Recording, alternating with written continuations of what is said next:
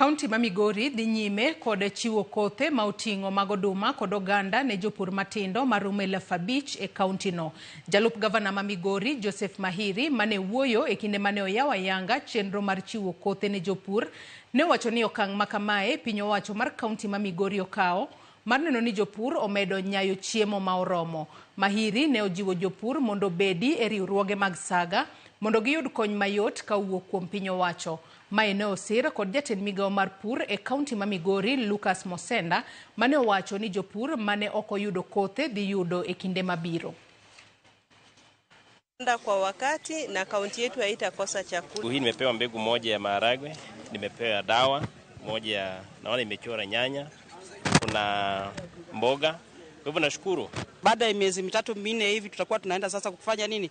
Kupata hiyo chakula, watoto wakule, hata wenyeji pia wafanya nini? Wakule. Na pia sasa naomba tena atusaidie na mahindi ili tufanye nini? Tuende tupande, juu huwezi panda maharage yenyewe. Lazima upande na mahindi ndio upate chakula mzuri. Hatungeweza kupatia kila mkulima, lakini kuna wakulima ambao wanahitaji hizo mbegu. Ndio tumeweza kuanzisha leo.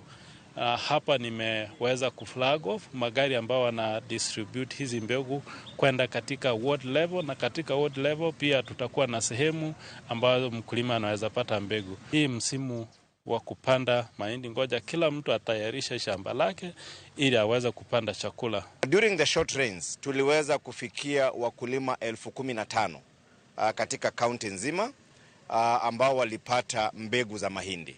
Kwa hivyo this time tunafikia wakulima wengine 5,000. DG alisema kwamba mahindi na maharagwe ni wakulima 4,000, lakini hapa pia tuko na mbegu za horticulture.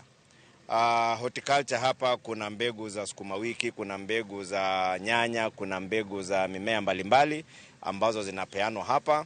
Kwa hivyo ukijumulisha ni wakulima 5,000.